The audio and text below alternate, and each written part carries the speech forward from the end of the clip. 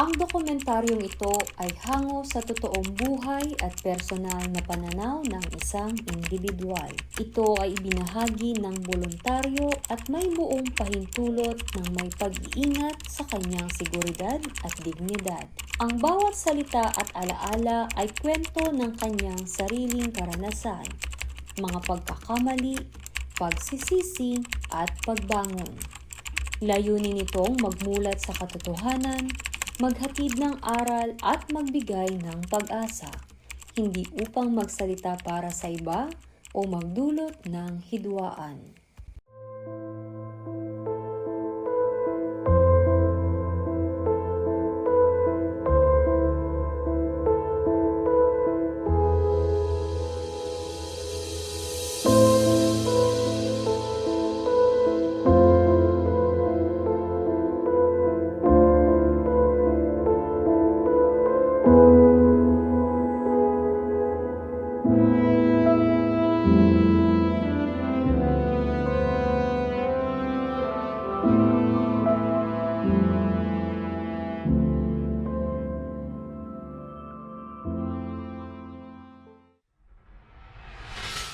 Hindi ko na kaya ang mamuhay sa kabundukan dahil sa hindi ako sanay sa kabundukan at ako'y matagal sa ibang bansa, ay hindi ko pala kaya ang mamundok. At pangalawa, hindi na rin ako pinalalabas dahil sa init ko na sa mga sundalo na sobrang takot ko na at baka nga ako pag nakita ay kung anong gawin na sa akin.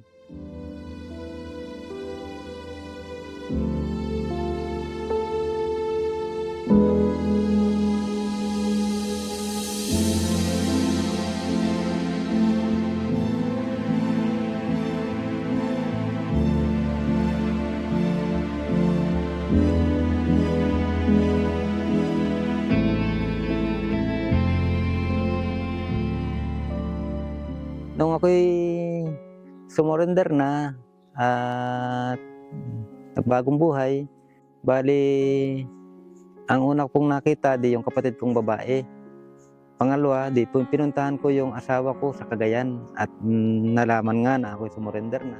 Di tuwan-tuwa nga po yung asawa ko at nagpapasalamat na ako ay nagbagong buhay na. Kaya yun din ang nag-trigger sa akin, pamilya, kung bakit na ako nag-isip na bumaba na. Dahil yung anak kong panganay ay nagpursige na makatapos sa pag-aaral. Pati yung pangalawa kong anak na babae ay nagpursige din sa pag-aaral. Cum laude din ng nurse. Yung panganay ko naman nakatapos ng BS Bio ay nagtutuloy-tuloy naman sa pagdodoktoran ngayon.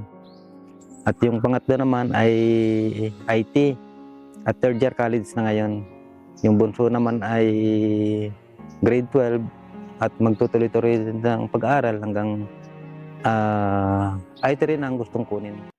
At yung mga kapatid ko naman at nanay ko ay di tuwan-tuwa din. Kaya sabi sa akin, di maganda na yung naisip mo at ikaw ay nagbagong buhay na.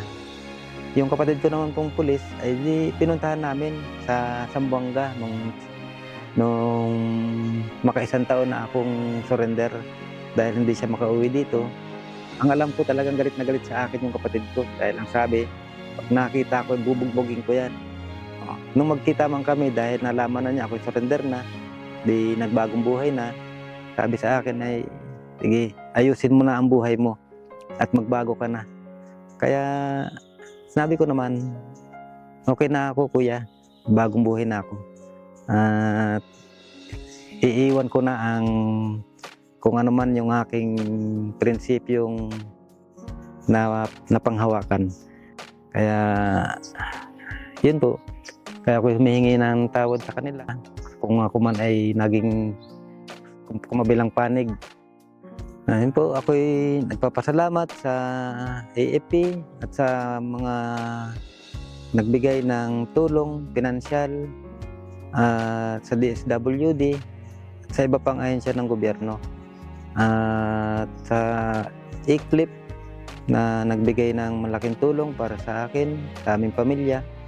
At sa ngayon po ay tuloy-tuloy naman na tumutulong ang ating ahensya ng gobyerno, gaya ng pagbibigay nitong sa aming pondo na Manukan na hanggang ngayon ay meron na kaming pinagpapatuloy na negosyo, manukan, at meron pang marami pang mga parating na biyaya galing sa gobyerno. Kaya yun po, lubos akong nagpapasalamat at napakaraming tulong na ibibigay ng ating gobyerno. Kaya sa mga nais pa pong sumurrender o magbagong buhay, mag-legal man o mga kabataan na hanggang ngayon ay sumusuporta pa, ay makipagkaisa na po tayo, makipagtulungan.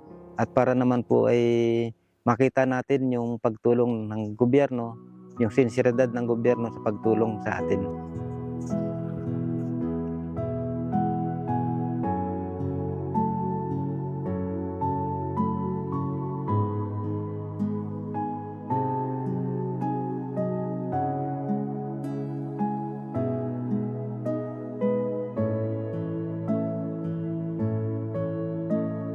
Huwag na po tayong magpa-recruit sa kabilang grupo dahil huwag nyo na pong danasin yung mga naranasan namin sa kabila sa Bagong Hukbong Bayan o NPA.